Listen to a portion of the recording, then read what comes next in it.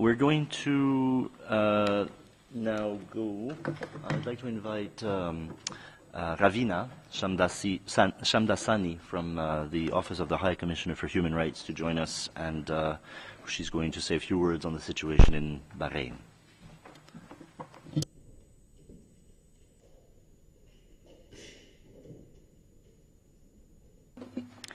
Good morning. On Bahrain, in a further intensification of their crackdown on dissent, Bahraini authorities have in recent weeks detained a human rights defender and subjected some to travel bans, deprived individuals of their nationality, and dissolved 3 organizations, including the country's largest opposition group. Yesterday, Sheikh Isa Kazim, the highest Shia authority in Bahrain, was stripped of his citizenship. He was the latest of at least 250 people who have had their nationalities revoked since July 2014, when an amendment to the citizenship law gave powers to the Interior Ministry to strip citizenship from an individual who, and I quote, aids or is involved in the services of a hostile state, or causes harm to the interests of the kingdom, or acts in a way that contravenes his duty of loyalty to it. Since last night, a mass protest has been taking place outside the house of Sheikh Isa Kazim in the northwest port village of Diras. We urge the government to ensure that the freedom of peaceful assembly is fully respected and that the protests are handled in line with Bahrain's obligations under international human rights law. We also urge the protesters to exercise their rights peacefully to avoid any acts of violence.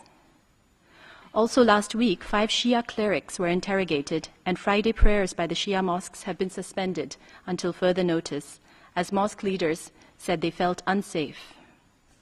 This followed the arrest of prominent human rights defender Nabil Rajab on the 13th of June for, and I quote, spreading false news and rumors about the internal situation in a bid to discredit Bahrain, and the suspension last Tuesday of Al-Wefaq for chronic disregard for the kingdom's constitution and contest of its legitimacy, and calls for foreign interference, as well as the promotion of violence and support to terrorist organizations, among other charges. 2 other not-for-profit associations were also suspended on claims of illegal fundraising and money laundering. Prior to his latest arrest, Rajab had been subject to a travel ban since at least July 2015.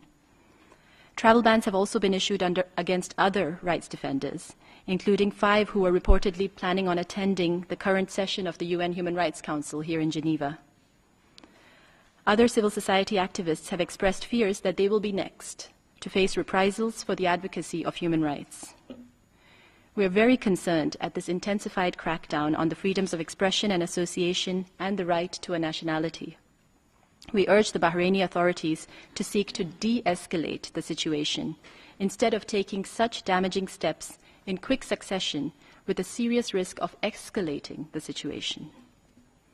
It is unfortunate that instead of pressing forward with the recommendations made by the Bahrain Independent Commission of Inquiry, which was appointed by the King in 2011, the government has instead sought to undermine the enjoyment of civil and political rights in the country. We urge the government to ensure that civil society activists do not face undue pressure, intimidation, or reprisals for their work or for their cooperation with UN human rights mechanisms. We call on them to take immediate confidence-building measures, including the release of all those who have been detained for the exercise of their human rights. Are there questions for Rafina? Yes, Nick. Do you have any numbers on how many people are detained for the exercise of human rights? That's a very difficult question. There are estimates that range from 14 to 3,500. There is no way for us to be able to verify that. This is an issue that we've raised repeatedly with the Bahraini authorities. Well, where does 3,500 come from? What could that possibly include? The 3,500 comes from some civil society organizations, but this is not a figure that's been verified by us, and we are unable to verify it. But it just gives you an understanding of the range that exists, of the lack of information that's out there on these political prisoners. Sorry to press, but I mean, you've described in this statement a whole batch of arrests. Presumably, you've been monitoring this stuff I mean, can you put a number on the number of arrests in 2015 or the last 12 months or 6 months? Sorry. It's a bit difficult because people are arrested, sometimes detained for a short period of time and then released. At other times they're charged and prosecuted and convicted, and then they're pardoned by the king. Zainab al-Khawaja was the latest who was actually pardoned, I think it was just last month, because she said that she would leave the country. And this is what's happened in a couple of instances. Human rights defenders are detained, civil society activists are detained. They pledge to leave the country, and then they're let go. So this is why it's also difficult to keep tabs on the number of people who are actually currently in detention. Many of them, like Nabil Rajab, have been detained and released several times. Yes, Tom. What are the rights and wrongs of depriving somebody of their nationality? Where does this leave the person who's been deprived of his nationality? And I mean, if you suspect that he's leading a sectarian terrorist movement, I'm not quite sure whether that's an accurate description of what they're accusing him of, but it seems to be something in that direction. What are they supposed to do? Thanks. Yeah, no, the right to a nationality is provided for by the Universal Declaration of Human Rights. Article 15 says that everyone has a right to a nationality, and no one shall be arbitrarily deprived of his or her nationality. Deprivation of nationality is permitted under certain conditions, but it has to serve a legitimate purpose, it has to be proportionate to the interests protected, and there has to be some recourse, some recourse to appeal for the people to whom this has happened. I might just add, do you have a follow-up, Tom? Well, I'm just wondering whether, I mean, this sounds like it has a legitimate purpose, and if you think that he's leading a terrorist sort of insurrection, then maybe you'd think it's proportional as well. I don't know about recourse, but otherwise, you know, could this not be justified?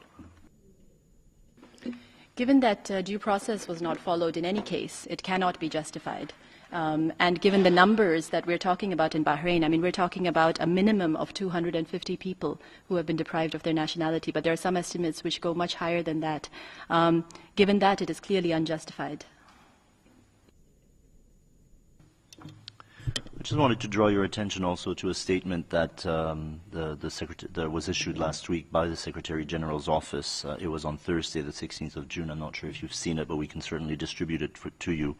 A reaction of the Secretary General to the situation where he said he was dismayed about reports that suggest that human rights defenders and activists in Bahrain have been intimidated and even stripped of their citizenship for peacefully carrying out activities to promote human rights, as well as for legitimately exercising their rights to freedom of expression and freedom of association. That from the Office of the Secretary General, and if you want, we can certainly send you the statement issued last week. Are there other questions for Rafina?